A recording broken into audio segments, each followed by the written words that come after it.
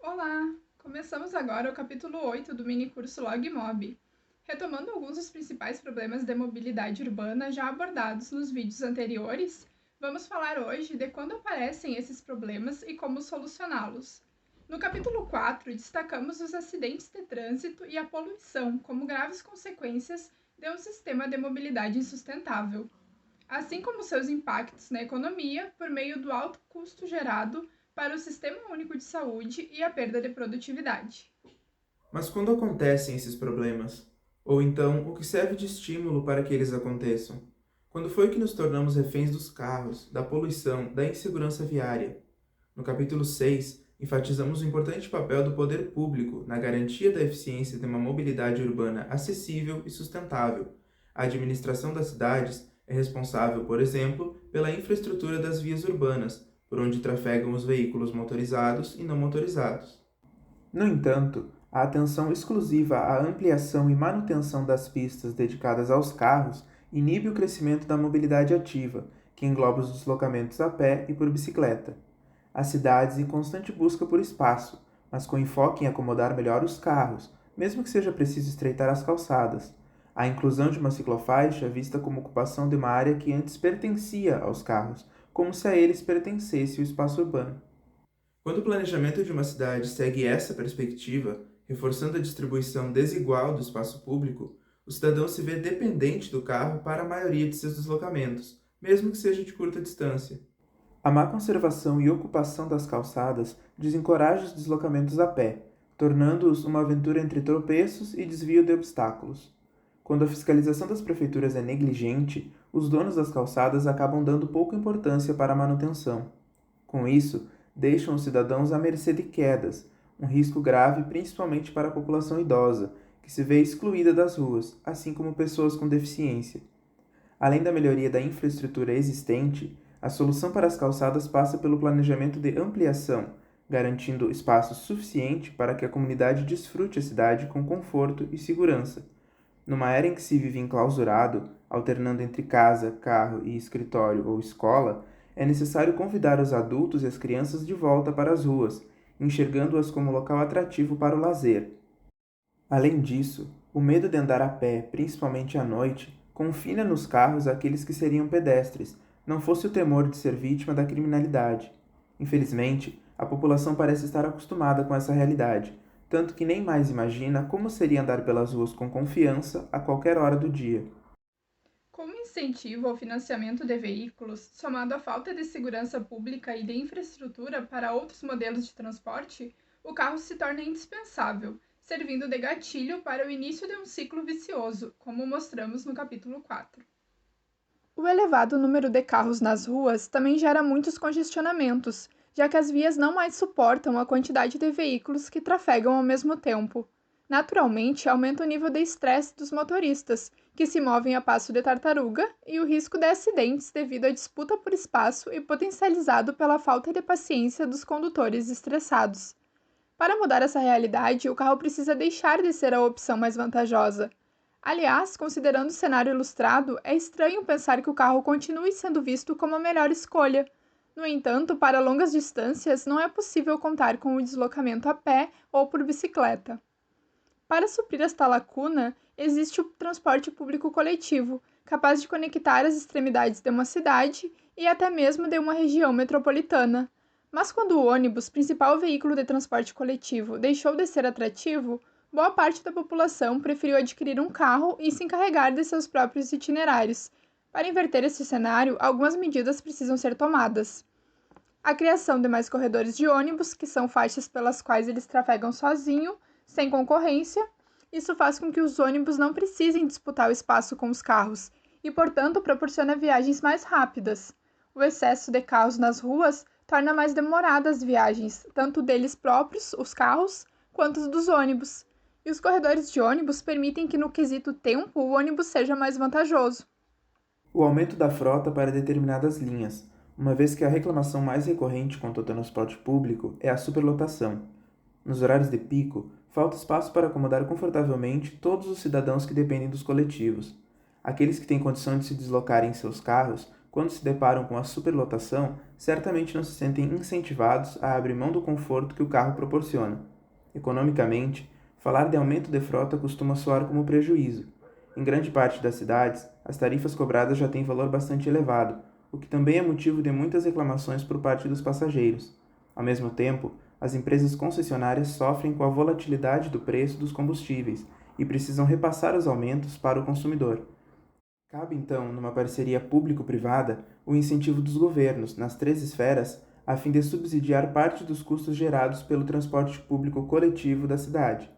De uma perspectiva técnica, com um olhar mais amplo, entende-se que provocar a redução de carros nas ruas traz retorno financeiro, a partir da diminuição dos acidentes de trânsito, que impactam nos gastos com saúde pública, e do desperdício de tempo, que reflete na produtividade. A melhoria dos ônibus que trafegam atualmente, pois boa parte precisa de manutenção. Outros não possuem ar-condicionado, por exemplo, algo que foi bastante citado como ponto negativo em pesquisa feita com a população de Santa Maria, ainda antes da pandemia. Além disso, a infraestrutura das paradas é muitas vezes precária ou então inexistente. Nos dias de chuva ou de muito calor, é difícil imaginar que com essas condições o transporte coletivo possa ser atrativo. O compromisso com os horários e itinerários determinados para cada linha. A confiabilidade é um fator decisivo para definir o modo de transporte a ser utilizado, e são comuns as reclamações por parte dos usuários quanto aos atrasos dos ônibus. A disponibilização de informações atualizadas quanto às rotas e horários de cada linha, assim como as possíveis alterações. As novas tecnologias, por meio de aplicativos de celular, permitem que a informação seja facilmente disponibilizada para a comunidade. De forma mais tradicional, uma placa informando data e hora das linhas que passam já oferece instrução suficiente. Algumas medidas requerem esforços maiores por parte das prefeituras, outras podem ser inviáveis. A depender da cidade, nem sempre é possível a implantação de corredores de ônibus, por exemplo, levando em conta o custo ou o espaço físico das ruas. Porém, um olhar mais atento à garantia de informações claras à população e ao cumprimento dos horários pré-estabelecidos são medidas de baixo custo e que colaboram para o melhor funcionamento do sistema. Os BRTs, VLTs e metrôs se somam aos ônibus como responsáveis pelo transporte coletivo urbano, mas estão limitados a poucas cidades no Brasil. Se aplicam a eles, então, algumas das intervenções propostas, mas é importante garantir primordialmente o acesso a esse tipo de coletivo para mais pessoas, com mais linhas, mais itinerários em mais cidades. As políticas para a redução de carros nas ruas ganham força a partir de sistemas de transportes coletivos de qualidade, que oferecem conforto, agilidade e custo-benefício para os cidadãos. São estas as armas para seduzir e convencer os já habituados motoristas. Outra maneira de vencer longas distâncias é fazendo uma divisão em trajetos menores, que serão percorridos em diferentes modos. A partir da integração, é possível unir mobilidade ativa e transporte coletivo. Um longo trajeto pode ser feito da seguinte forma: de casa até a estação de ônibus ou trem mais próxima, o caminho pode ser feito caminhando ou pedalando. No caso dos trens, a bicicleta acompanha o passageiro na viagem. A seguir, o transporte público coletivo percorrerá a segunda parte do trajeto. Ao desembarcar, a última etapa do percurso pode ser percorrida novamente a pé ou por bicicleta, a depender das condições e da necessidade. Dessa forma, utilizamos de maneira eficiente o espaço urbano, integrando os diferentes modos de transporte que compõem o modelo de mobilidade urbana sustentável, em vez de concentrar todos os deslocamentos em apenas um veículo. Quando comparamos a área ocupada por 60 pessoas em um ônibus, em bicicletas ou em carros, fica mais evidente a enorme parcela das ruas com função de apenas acomodar os veículos, e não as pessoas. Com uma divisão mais adequada entre os modos de transporte e a priorização dos transportes ativos e coletivos, surge o conceito de ruas completas. Você sabe o que é uma rua completa? É um espaço construído para garantir segurança e acessibilidade a todos.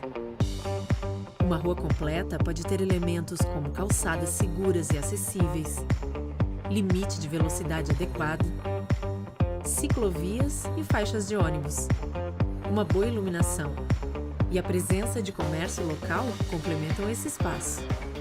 As ruas completas são democráticas e colocam as pessoas em primeiro lugar. Para disseminar esse modelo de rua a todas as cidades brasileiras, WRI Brasil e a Frente Nacional de Prefeitos desenvolvem o projeto Ruas Completas. Construa uma cidade para todos. Assim como a integração entre os diferentes modos de transporte, as ruas completas colocam em prática a melhor distribuição das vias urbanas que pertencem a todos. Com planejamento, é possível que os veículos e as pessoas tenham vez em um mesmo ambiente, mais seguro e eficiente. Paralelamente, em um recorte um pouco maior, vem à tona o conceito de bairros autossuficientes, cujos moradores podem trabalhar e ter acesso à saúde, educação e comércios essenciais, sem precisar se deslocar ao centro. Quando muitas das empresas de uma cidade se concentram nas áreas centrais, naturalmente há uma convergência de diversos fluxos de veículos para essa região, resultando em um ambiente congestionado e aumentando a demanda por estacionamentos. A descentralização desses serviços essenciais e das ofertas de emprego garante maior produtividade, com menos tempo perdido no trânsito. A partir de um mapeamento do espaço urbano, são identificadas possíveis demandas de cada bairro a fim de planejar alterações no plano diretor. Se houver planejamento somado a investimentos públicos em políticas de habitação e na construção de áreas públicas como parques, ciclovias, escolas e hospitais, bem como incentivos fiscais para a instalação de empresas privadas nas regiões periféricas, é possível tirar do papel o conceito de bairros autossuficientes. Quando o planejamento urbano foi pensado para favorecer o uso de carro, deixou-se de lado aqueles que dependem de um bom transporte público e de boas calçadas para se deslocar, mas de maneira geral passou a aumentar a exposição de todos a novos níveis de poluição do ar, devido ao enorme contingente de veículos que circulam pelas cidades diariamente. Ainda, a poluição sonora se tornou um problema grave, à medida que a frota de veículos no país foi aumentando. Como vimos em capítulo anterior, os carros, quando parados, poluem ainda mais, fora o constante som de buzinas em meio à briga por espaço nos congestionamentos. Essas situações causam extremo desconforto àqueles que vivem próximos a grandes ruas e avenidas, onde o barulho tende a ser mais intenso e duradouro, inclusive afetando o mercado imobiliário, a partir da desvalorização dos imóveis em zonas de maior perturbação. Uma alternativa para amenizar os índices de poluição é a mobilidade eletrificada, uma vez que os veículos elétricos não emitem gases poluentes e produzem baixíssimos níveis de ruído. No entanto, é importante destacar que o uso de veículo particular, o carro, como principal modo de transporte, continua provocando congestionamentos e contribuindo para o aumento da demanda por estacionamentos. Se levarmos em conta o espaço ocupado por um carro e por um ônibus e a quantidade de pessoas transportadas por cada um, como analisamos há pouco, fica mais evidente o impacto negativo na trafegabilidade quando damos preferência ao transporte individual em detrimento do transporte coletivo. Por isso, unindo sustentabilidade e o transporte coletivo, um importante avanço em favor da redução dos índices de poluição é o desenvolvimento de ônibus movidos a hidrogênio. Em São Paulo, já circulam alguns veículos desse tipo e que foram produzidos aqui mesmo no Brasil. O número excessivo de carros nas ruas é resultado de um planejamento inadequado, que coloca o carro no centro da discussão e marginaliza espaços dedicados ao transporte coletivo e ao tráfego de pedestres e ciclistas.